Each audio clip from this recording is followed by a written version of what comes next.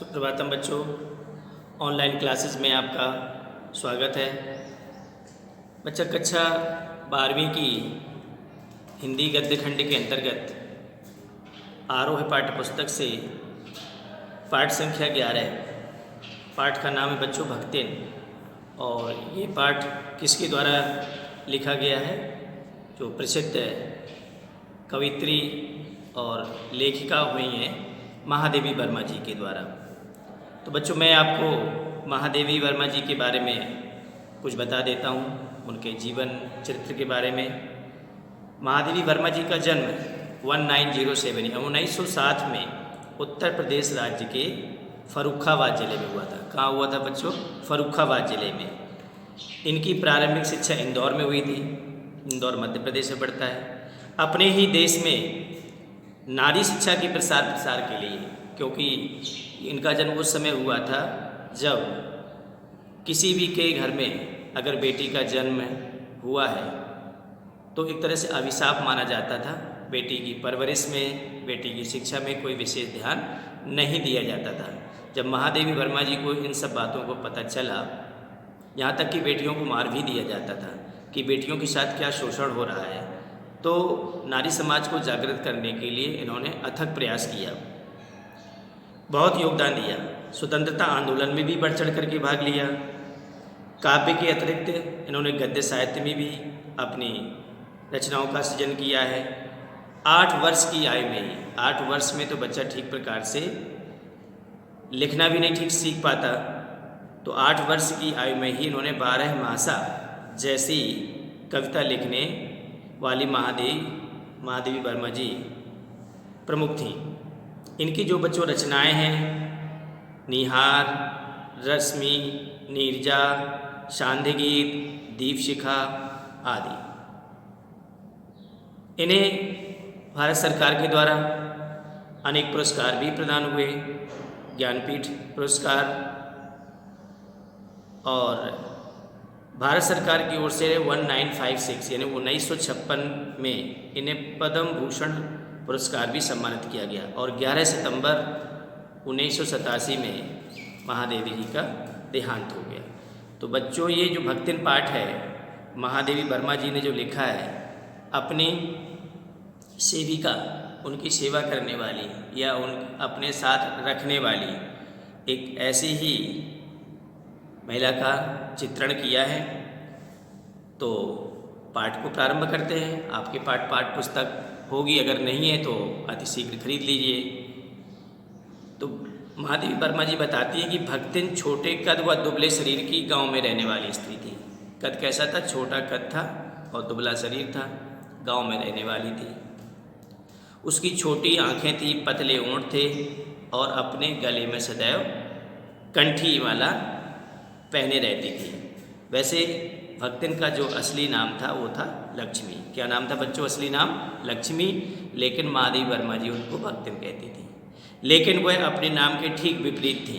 जैसा उसका नाम था लक्ष्मी, अर्थात लक्ष्मी का मतलब है कि ऐसी महिला जिसके पास धन दौलत हो, लेकिन वह नाम के ठीक विपरीत थी, बिल्कुल गरीब थी। इसलिए उसने लेखिका को भी अपना नाम प्रयोग में लाने के लिए मना कर दिया था कि मेरा नाम लक्ष्मी ना लेना और चाहे जो कुछ कहना। तो महादेवी वर्मा जी ने देखा कि गले में कंठी माला पहने हुए हैं, तो उन्होंने कहा कि ये भक्तिन इसका नाम रखना ज़्यादा उचित रहेगा, तो भक्तिन रखा।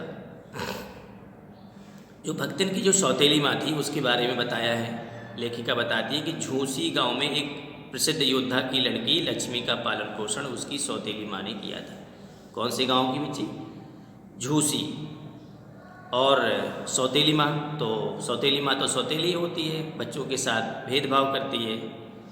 उसकी शादी 5 वर्ष की आयु में तथा गौना 9 वर्ष की आयु में ही हांडिया गांव के एक संपन्न गोपालक के छोटे पुत्र के साथ कर दिया था। अब बताइए, 5 बाल विवाह, 5 वर्ष की आयु और 9 वर्ष की में गौना कर दिया था। तो विषमता को यह डर, विमाता को यह डर हमेशा सताता रहता था कि लक्ष्मी के पिता कहीं सारी जायदाद उसके ही नाम ना कर दें। जो विमाता, जो दूसरी माँ आई थी, इसलिए उसने सब ये खेल रचा कि जल्दी इसकी शादी कर दो, कहीं ऐसा ना हो कि सारी प्रॉपर्टी ये इसी के नाम कर दें। इसलिए लक्ष्मी के पिता जब गंभीर रूप से बीमार पड़े तो इसकी सूचना लक्ष्मी को नहीं दी गई। उनके पिताजी बीमार हो गए लक्ष्मी के, और लक्ष्मी को कोई सूचना नहीं। अतः पिता की मृत्यु का दुखद समाचार उसके मायके आकर ही मिला। जब तक ससुराल में थी तब तक उसको किसी प्रकार की कोई सूचना नहीं मिली। तब सोचा कि चलो अब बहुत दिन हो गए, पिताजी को देख आते हैं। तो जब पिताजी को देखने यहाँ पर आए तो देखा कि पिताजी अब नहीं है। तो सौतेली माँ का बुरा व्यवहार देखकर उसने मायके में पानी भी नहीं पिया और ऐसे ही ससुराल लौट आई। उसने अपने पिता की मृत्यु का भीषण दुख अपने पति को कड़वे वचन कहकर व्यक्त किया। जब ससुराल में आई तो कहीं का गुस्सा आकर के कहीं पर निकाला, अपने पति को कड़वे वचन कह करके व्यक्त किया। अब ससुराल में भी भक्तिन को अब तक की भांति दुख ही मिला, उसको किसी प्रकार का कोई सुख नहीं मिला। सास के 3 कमाने वाले बेटे थे। लक्ष्मी सबसे छोटी बेटी की पत्नी होने के कारण अपनी बेटियों सहित घर का सारा काम करती थी और जेठानियाँ अपने पुत्रों के साथ मौज मस्ती से उस घर में रहती थी। इनकी जो बेटियां थीं ये और भक्तिन घर का पूरा काम करती थी, जो जेठानियाँ थीं वो नहीं करती थी। जेठानी क्या होती हैं? जो बड़े भाइयों की पत्नियां होती हैं। लक्ष्मी की 3 बेटियां थीं। बड़ी बेटी का विवाह के उपरांत ही भक्तिन के पति का देहांत हो गया था। 3 बेटियां थीं। बड़ी बेटी जैसी विवाह हुआ तो भक्तिन के पति का भी देहांत हो गया। अपनी संपत्ति को सुरक्षित रखने के लिए उसने अपनी बेटियों का विवाह कम उम्र में ही कर दिया था। जायदाद के लिए उनके परिवार में लड़ाई झगड़ा चलता रहता था, इसलिए उसने अपने बड़े दामाद को घर जमाई बना लिया।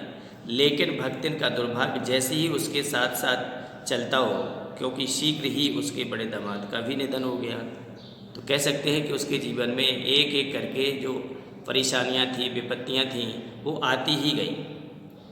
घर जमाई यानी अपनी बड़ी बेटी के दामाद को यहाँ रखा तो वो भी कुछ दिनों के बाद चल बसे और फिर दुखों से घिर गई।